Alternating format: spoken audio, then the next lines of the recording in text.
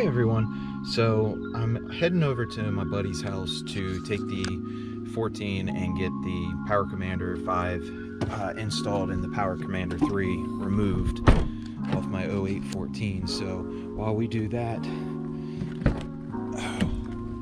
we're gonna go ahead and do that and hopefully get that up and running today, kind of as the first part of the all the installs that I'm looking at doing for the 14. So guess we'll go over there, get that taken care of, and that'll be part one.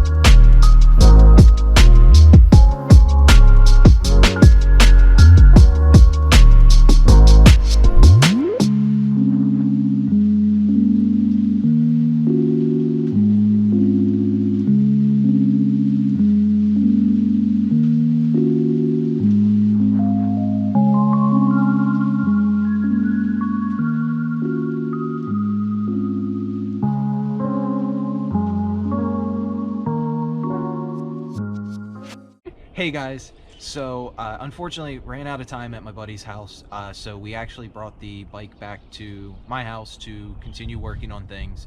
On top of the current things that we're working on, there are a number of new pieces coming in that I just felt like it was easier to handle at the house instead of making an hour-long drive just to get there, another hour drive to get back. It's a lot of time.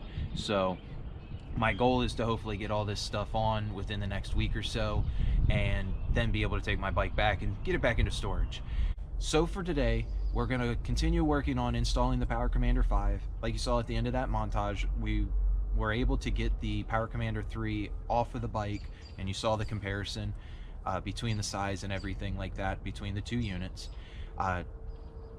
With the Power Commander 5, they actually tell you to install it onto this intake up here on the front. I don't like that due to ease of access isn't that easy for this location. So fortunately, DynoJet gives you plenty of cabling on this to put the Power Commander 5 underneath the seat, where if I want to ever access it, I just pop my seat with my key and it's directly there, plug into the USB, and I'm good to go. So unfortunately, it is a little tight to work in this area, but I have removed basically everything, tank and all of that good type stuff, and I've installed the Velcro and mocked up where I want the DynoJet to actually be. So I've installed everything into the frame as it's going to sit, and it basically is where it's going to be, where I just make the final connection to the OEM connectors. The only thing I will recommend, if anybody wants to run this route, there is a bolt to the engine that holds the engine in. You may want to take that out. I personally did not. As you can see, these connectors are pretty big, and so trying to get this through this little area in here is a little difficult with that bolt in there. I think if you took that out, it would make your life much easier. It can go through, but good luck. It is definitely a pain in the butt.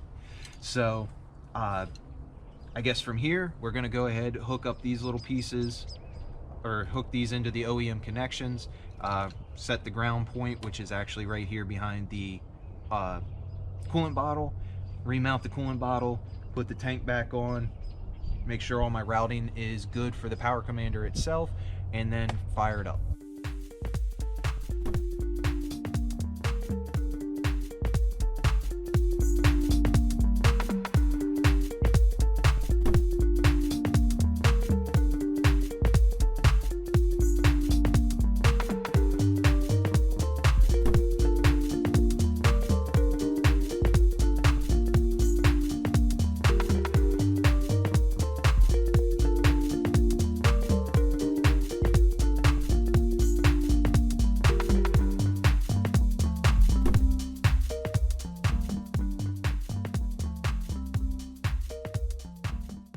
Hey everyone, so I've already gone ahead and hooked up the DynoJet Power Commander 5 to my desktop, and I've already downloaded, of course, the Power Commander 5 software, and in my case I've actually already gone ahead and updated my map, mostly to make sure everything worked and stuff before I started recording this and went down a rabbit hole kind of thing.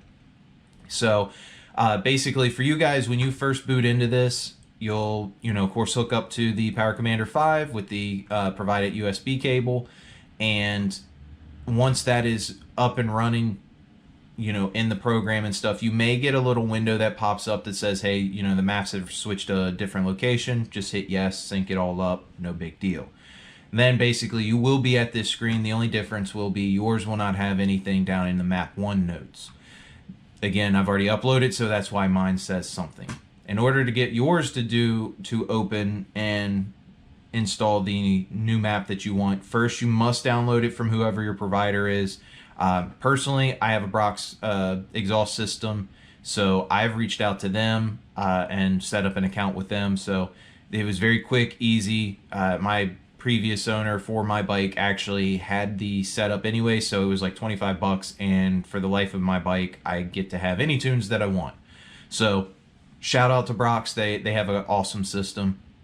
And so that's what I did, reached out to him, told him what I have, and you can kind of see down here, this is for the it's a street tune.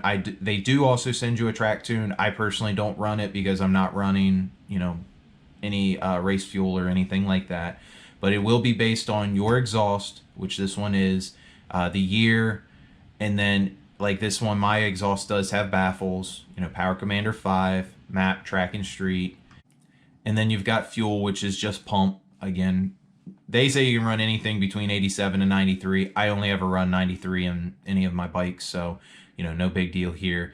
Motor is stock. I do have the secondary flies out and no tray, and I actually run an aftermarket air filter. So again, you can do either or for theirs. But to get to this point, just open map, go to wherever you store it. You may still have it under your download section, whatever the case may be. I personally put it directly into the file or Power Commander 5 file location for maps. But open that. And now yours should say whatever it is. And if you want to see the fuel tables and everything else, you can kind of see those. But yeah, so basically from here, once you've done that, you just send map. You'll see it. It'll tell you down in the bottom corner, successfully sent, just in case you guys can't see. So if it's successfully sent, you're good to go.